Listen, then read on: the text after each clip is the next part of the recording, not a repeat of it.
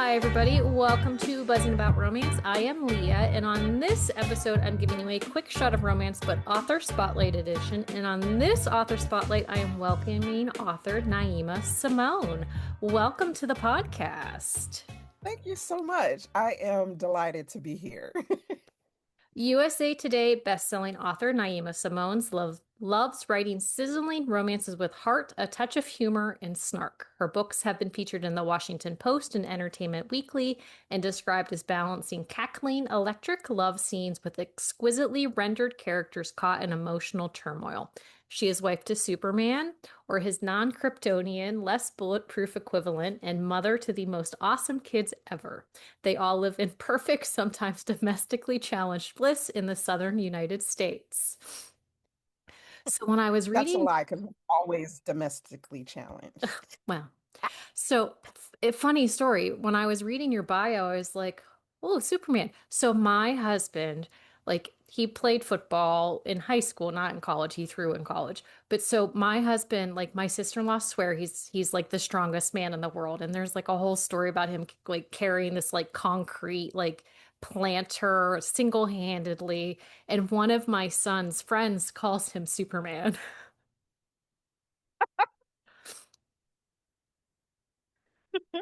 That's not a bad thing when your husband is known to your kids' friends as Superman. That's not a bad thing. It's That's like you got such cool points. It's really not. Yeah. So it just makes me giggle every time. So let's get to know you a little bit before we talk about Huntsman. So my first question is, do you have Okay. a gateway romance book that drew you to romance as a whole? Yes. Like it's like I feel like I've been reading romance like forever, like earlier than I should have, Same. right? Because Same. my sister and I started like we were stealing our mother's books. Mm-hmm. Yeah. I think that's Yep. like a lot of people's stories. Oh, totally. Yeah. Because she used to work third shift. So we would wait until she left for work and then we would go steal her books. And then before she came back, we would like put them back just so Mm-hmm. so she wouldn't notice. So I think like the first one, like my gateway, it was two of them. It's either Fire's a Winner by Joanna Lindsay Okay. or The Hawk and the Dove um by Virginia Hensley. Okay. Yeah, those two. Yeah. Like the hawk and the dove. I honestly think that imprinted on me as Okay. far as alpha men and like dominant men and maybe a dash of dark romance. Yeah.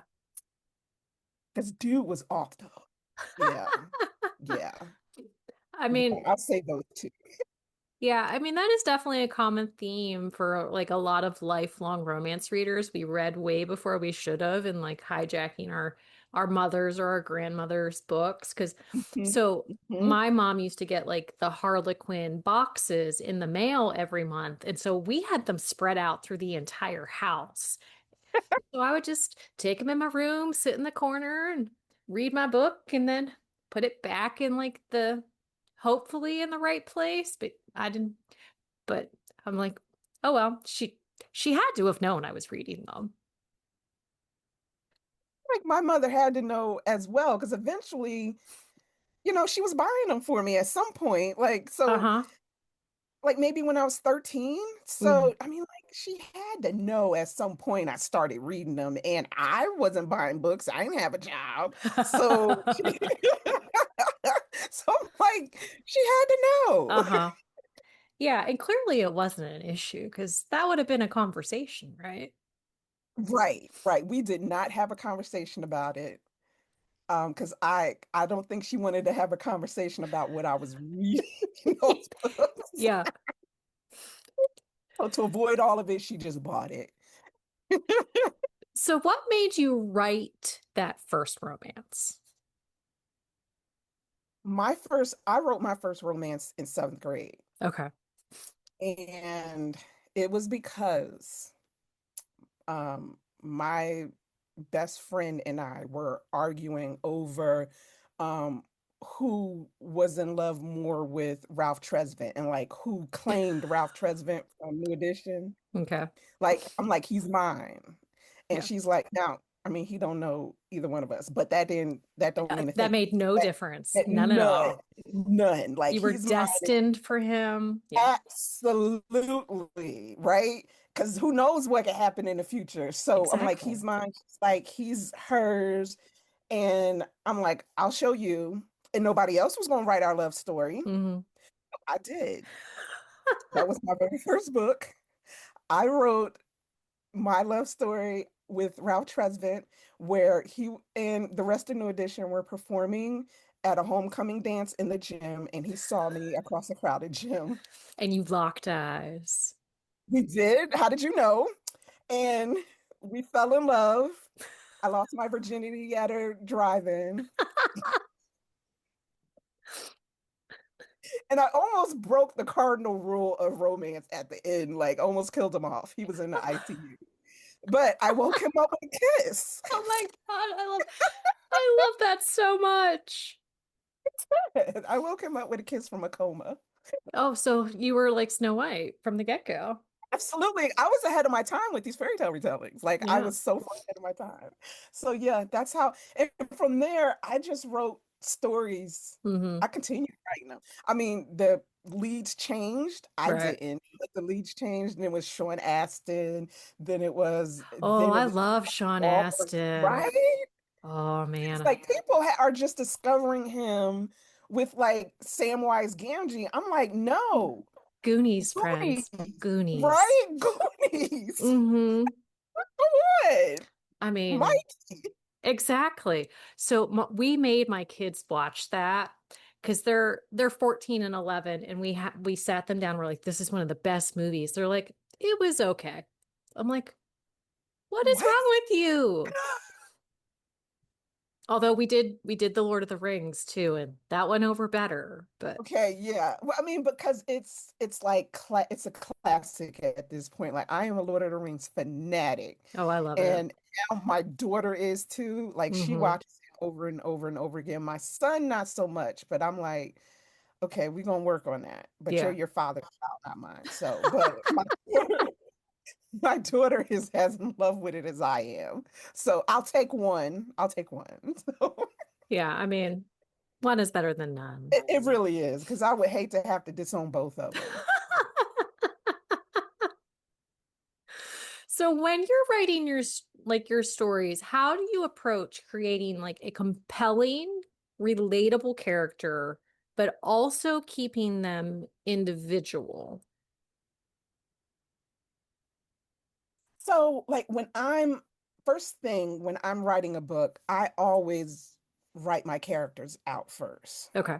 So I have a notebook and I will write out everything about my character, their likes, their dislikes. There are things that don't even make it into the book that I Hmm. write down about them. Right. Their history, um, like whether they like coffee or hot chocolate, things that are they from what kind of family they're from, two parents, single family, things that might have happened to them, Okay. in the background, everything. So they're a full person. And then I do the same thing for both main characters. Okay. So the characters really shape the story for me. And then I'll think of like tropes off of them. But they are the core of my story. And your characters will determine um, their conflict, Hmm. they'll determine their issues, how they relate to one another, they'll even determine how they have sex, you Right. know, um, the level of like high emotion. They are the core of the story. They make the story memorable, and every character has to be 3D. Hmm. Every character, I don't care what walk of life you're from, something in a character has to relate to somebody. Right. Whether it's coming from a family where you're the black sheep, and by black sheep, I mean everybody else went to college, but you chose not to, and to Hmm. become like you went into cosmetology. Hmm. Now everybody looks down on you. Right. I mean, somebody relates to that. Yeah. No matter, even if you're in a different walk of life, different race, whatever, somebody relates to that. Somebody with who's fought self-esteem issues all of their life. A lot of people relate to that. Yeah. So that's how I write relatable characters. It's or things that have happened to people like a miscarriage Hmm. or divorce. It's I want to include things that people, no matter where you come from, who you are, what race you are, you can relate to this character. You can get invested into this character. So you plan out your characters. Do you plan out your story as well, or do you let the characters kind of drive the story? I plan out my characters and they will kind of depend, like who they are, their Hmm. personalities, their backstory determine the conflict. Okay. Then writing, they kind out of that, I will kind of like, okay, so the tropes need to be this. Okay. And then that's how the story develops almost. But then I go in and I fill in the story. And then the story might change a bit. I mean, Right. the bigger the story gets, the more because I am a plotter, I am an anal plotter. So I like, I'm a scary plotter. Yeah. So as I plot the story, some things about my characters might change, Hmm. So it's like symbiotic almost, Right. the bigger the more detailed the story gets around those tropes, the trope might change or shift just a little bit. And then I might change something about the characters that might need to be changed to fit the story Hmm. better. So yeah, it all works together. So do you have any rituals or habits that help you stay focused, like as you're doing all the plotting and the planning? Not really, other than I write out my characters. Definitely. I'm huge on characterization. Right. And then plotting. Other than that, no, not really. It's Yeah. like a free fall after that. Yeah. So there's no like special music because we did an Well, I interview. not write without music. Absolutely not. Yeah. Because Yeah. we did an interview with Ariel Summon, and she said when she is writing a certain scene, she will listen to the same song on repeat for days on end. And I'm like, oh, that's something. She's like, yeah, my family hates it. But and then there was another author. That song forever. She said she puts on her writing tiara. And so she like decks out like princess like she's like the passenger princess or like not even the passenger princess. She's like the princess of like her domain while she's writing. I have never heard of that. I know, I loved it. I was like, that's amazing. It just Good. it gets her in, she said it gets her in this mindset. And so like when the tiara goes on, like focus, like there's just something about the connection that it really helps her focus. Well, I do have every single book has its own playlist. Okay. And when I'm writing that book, that's the only playlist I will listen to. Okay. Like it's not like I just hit on Spotify, just like hit the like button, the songs that are in your like, list and listen to it all the way down. No. There's the only music I listen to when I'm writing a book is that playlist for that Hmm. book. So yeah, like my husband might know all those songs by the time I finish. Yeah. Because like But there's 4 a months straight. variety of them. Yeah, yeah. It's like you're listening to like 25 songs over and over again. Uh-huh. Yeah, yeah. Because they fit the tone of the book. The songs that I pick either fit the tone of the book, the lyrics might say something specific, like fit the book. Uh-huh. Um, the vibe fits the book. Hmm. So yeah, that's how I choose them. So do you pick the songs as you're creating like your characters, like backstories? That I might put some, like I might choose it right before I start Uh-huh. because I go in like, hmm, I kind of go in knowing what kind of story I want to write, like Uh-huh. with an idea. But then as I'm writing, like doing my characterization, then I'll go in and I'll just add. Then as Hmm. I'm writing plotting the story out, I'll go in and I add. So Okay. by the time I'm actually starting to write the book, I'll You have a have full. that playlist set and Mhm. ready to roll. Yep. What do you have a favorite trope to write or read? Yes, and they're both the same thing. Oh, Um, I love forbidden romance. I do too. Yeah, I love to read it, love to write it. If there is a reason the two of them should not be together, like society says the two of them should not be together, then I want them together and I want it on my Kindle and I Hmm. want to write why they should be together. Like Yeah.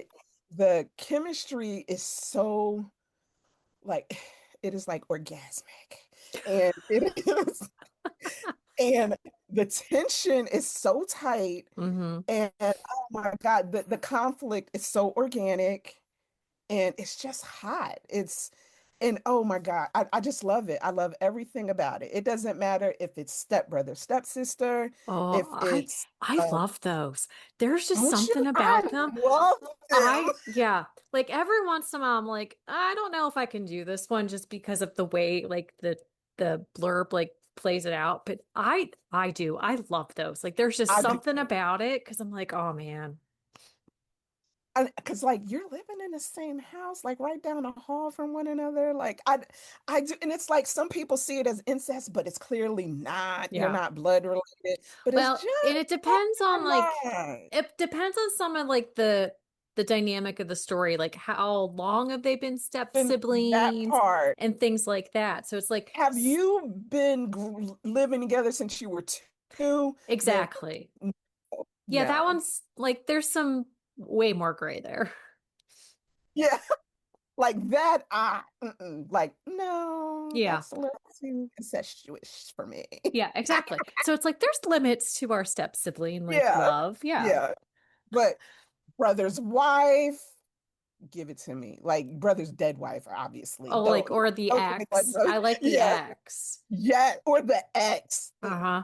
Give it to me. Brother's Well, best friend. I'm a Give big it to fan me. of the ex's dad.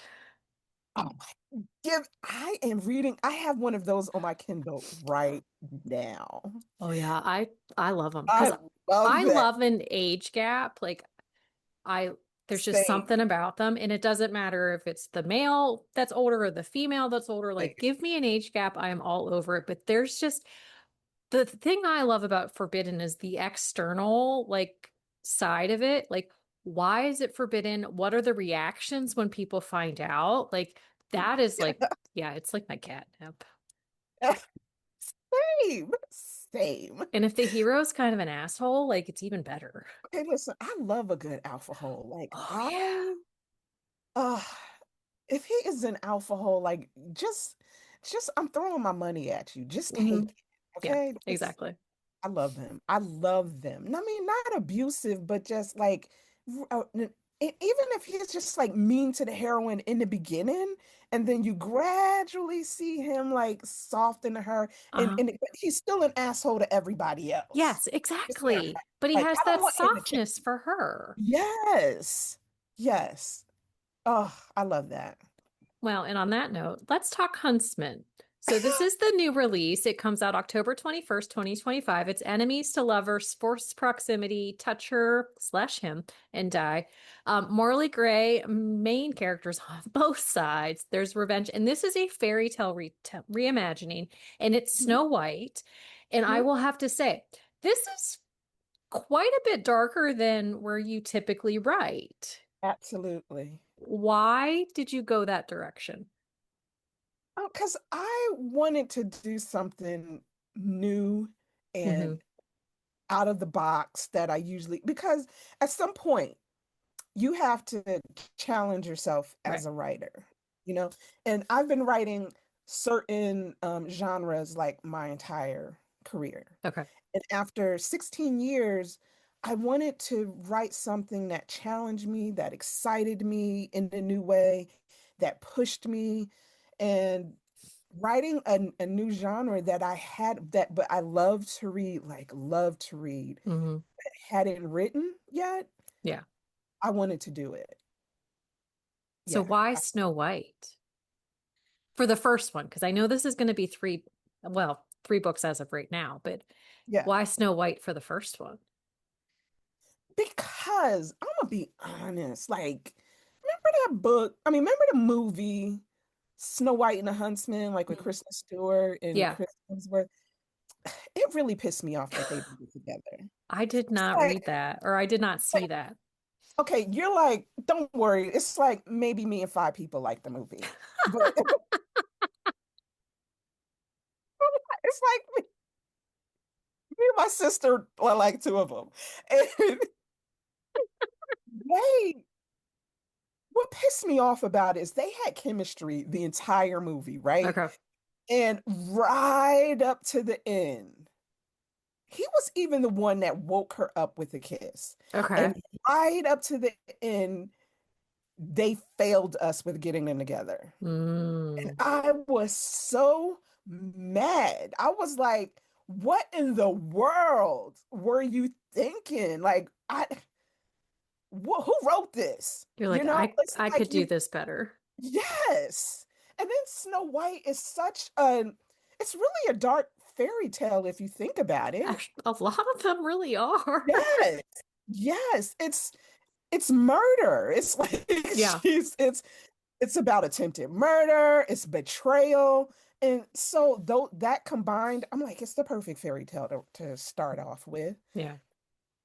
So that's why I chose it. Well, but this one, there's a little bit of a twist to it because we have Eshi, Mhm. who is our Snow White, and she's a little bit of a stalker, which A you don't little always have the heroine do the stalking, which I love a good stalking right. also. Like, give me a stalker and I, I'm there for that. But it's not always the heroine side that does the stalking, which I thought was an interesting take, and I really enjoyed it. I did too. Yeah, because you know what? Like in like all the most of the fairy tales, Hmm. and I can't even think of one offhand. The princess is always the damsel in distress, right? She's Yes. always being saved. Well, they're always I kind didn't of want a to do little that. dumb too. Yes, like they're making very dumbass decisions. Yes. And they're always being saved from their dumbass decisions. Hmm. Like, really, girl, Snow White, you gonna take an apple from a crone? Is that what Exactly. where we do that at? And then eat it on Oh, top of it. the dwarves told you don't answer the door. Yeah. You only on the run from your stepmother. I mean, I dumbass decision. Yeah. So okay, but we digress. So yeah, I didn't want a dumb heroine. Right. And I didn't want one who needed to be saved. Hmm. So I knew she had to be like completely badass. Yeah. And then I wanted one who was like basically doing the saving. Right. And so I was like, what if instead of being the hunted, she was the hunter? Mm. And that is exactly who she is. Oh yeah. And people, if you don't know her, you will underestimate her. Mm. And that's what the huntsman did. Oh yeah. He Well, thought because she would be easy prey, but she was not. well, he thought that she like just based on like lore essentially of like what like she is like, he find like thinks she's gonna be like this meek woman who like has no backbone, and she is Mm-mm. quite a slightly deranged force. Right. Now, That was slight. unhinged. Okay, yeah. Okay, not slightly, just quite a bit. But but she but they fit so well together though, They because he do. also is a little deranged in the Yes, best he is. Yeah, ways. In the best yeah, ways. in the best ways. Like she emotes like she's unhinged, but she's like his emotional. She is him, but much more emotional Yeah. because they are both like killers. Like they are both so morally gray. And Yeah. because she's like, listen, we go together. I'm just waiting for you to get on, get on board. Uh-huh. But even if you don't, we go together. Exactly. She like knows every single thing about him, and he is so perplexed by her. Mm-hmm. Like he's still trying to kill her, Well, but yeah. he is still Well, so perplexed by who is she? She is like nuts. Like she is, but he she's is so drawn to her as well, and that is just well, like boggling his mind. and that is one of the things like throughout the book, like he's like, I don't want her to do this, but I really want her to do this, like within the same sentence. Like there's like a Yes, moment where he's like, I don't like this. It's repulsive, but maybe it's okay at the same time. Like, and that, I mean, repulsive was the word he used, but he's like, but I'm drawn to that. So their weirdness, chaoticness, Mhm. That's the delusionist, word. They are chaotic. They so chaotic. are chaotic. And so Huntsman, who like we find out early in the book, so I'm not spoiling this, his real name is Malachi, and he's one person, but he tries to keep these two personalities and entities of himself separate. And Right, as the book progresses, like they kind of meld together, and it's basically because Eshi like does not allow him really to keep them separate. Like she forces him in a way to kind of like bring like his past to the forefront and kind of deal right, with it. And he is right, not okay with that. right. Yeah. Because she wants him to, and I don't want to say bullies him into it, but she forces him in a way to confront his past. Yeah. And not in a way that's detrimental to him, but Mm-mm. to make him realize that his past makes him who he is, and she finds all of him beautiful. Right. So that's why she does it. She wants him to accept all the beautiful broken parts of himself. Well, and she wants him to see all her broken parts as well. And that's Absolutely. one thing, like that's a big theme of the story is like these are two fundamentally broken people because of things that have Yes. happened. And the Yep. fact that she is dealing with like the revenge of and avenging like her mother's death and her aunt's like treatment of their world. Yes. And so it's like they are two like pieces, like lots of pieces, and like they kind of meld together in the same puzzle. Yes. And they do that for one another. Hmm. Like she gets there faster because she recognizes much earlier that he's her person. Yeah. No, and he has to get there, Yeah. but she forces him to get there. So, She does. Well, and we yeah. find out that she's been stalking him for 2 years. So it's like Yes. Yes. she has been working up to this. Yes. Like she knows. Yes. Like Yes. so he even says at one point, she's had 2 years. I've only had a couple days. Like I need to like get there. Yeah. She's had more time to accept. Hmm.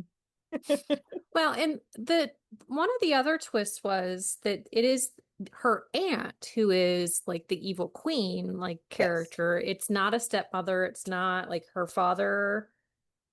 We don't really know much about her father. Like, Right. there's not a lot of like knowledge with that, but her mother was like the leader of their like grouping, of the Alori, right? Am I saying that right? Yes. Mhm. Yep. And then like but her aunt has taken charge and is not a good ruler. She leads with like fear and things like that. And I thought that was an interesting take on it, like not having it be a stepmother but rather an aunt. Yes. Because I one of the things I wanted to do, like that was deliberate. Hmm. That was a deliberate choice because I wanted their their crime family and their world to be matriarchal. Okay. Like the power to reign and to rule to go down through um the women.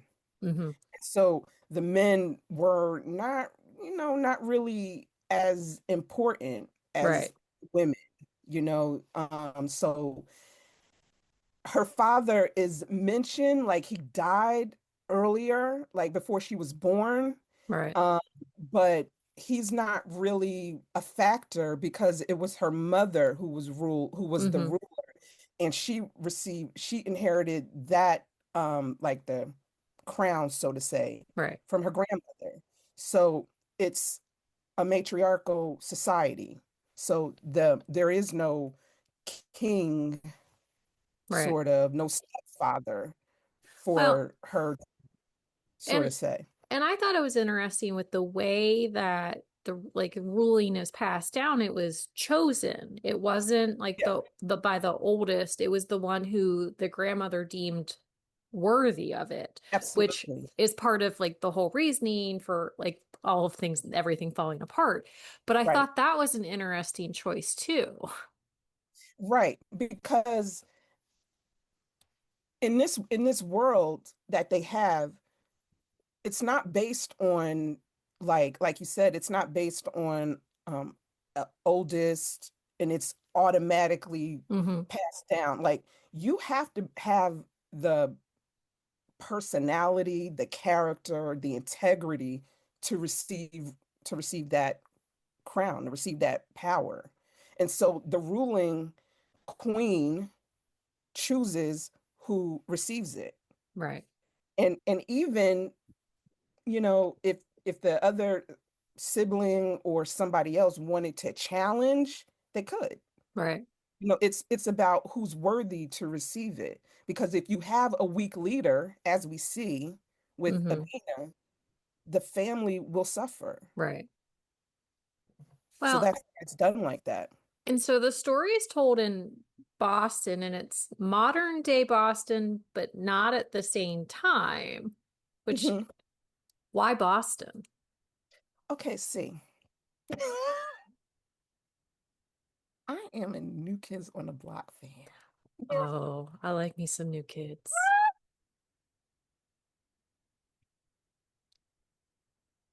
And at the time that I was like, if you look through my backlist, Okay. a lot of my books are set in Boston because I've always wanted to visit because of my love for New Kids on the Block and New Okay. Edition. Yeah. And never was able to visit. So I was kind of living through that, through my Okay. book. But I got to visit Boston for the first time in June, Okay. summer in June. And it was just as fantastic as I thought it was. I got to see a lot of the places that I wrote about. Yeah. Yeah, I wish I could give you a deeper reason than that, but that is the exact No, reason I why. love that though. I love that it's because like you have like a love for like music and boy bands who like Boston was their thing. Like I think that's great. Yeah. I do not need deep and meaningful. I mean, it's meaningful to you, so that's really all that matters. But Boston is so pretty. I got to visit a few years ago and I would love to go back. Oh my gosh, the history there, it's such a beautiful city. Hmm. I want to go back and visit because I was only there for I think like 3 days and I only got to see so much. So I would Yeah. just love to go back. My one of my nieces did a couple college tours in Boston. She did not end up going to Boston, but I was like, "Oh, if you go to Boston, I will totally come visit I you." know. I would have been like, I'm not urging you to choose a school in Boston, but But I'm I not urging you. also, but it gets really freaking cold in the Yeah, it winter. does. So, I Yeah, it mean, does. that is a negative there. I mean, if you think Pennsylvania is cold, you ain't seen Oh, I nothing grew yet. up in New Jersey, so yeah, I can Yes. imagine it would get Yes. doggone cold. So what's next for you? Um, I just turned just finished the edits on Ember, which is book two Hmm. in the Honey Kingdoms series, and that is based on Cinderella. Hmm. I just got to see the cover and I am in love. These cover, like the cover for Huntsman is gorgeous. I got my paperback because they sent with the paint, like with the cut, like sprayed edges. Oh my goodness. Well, and so Huntsman is embossed too. So Yes. it's so freaking pretty. I know. I didn't know it was going to be embossed when I got mine. And I was like, oh my God. And the flap inside is red. And I was like, Uh-huh.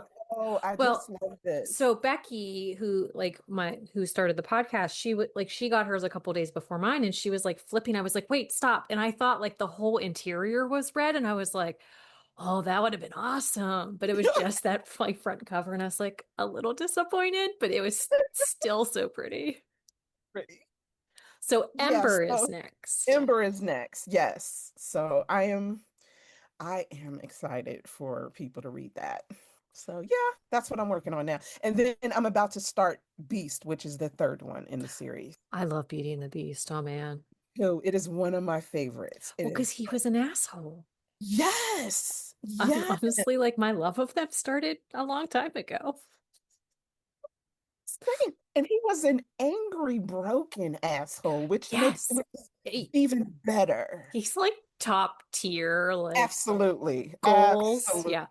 There's just some, well, and the library, And of asshole course, and the my library. Like library. those two things, like I am all over that.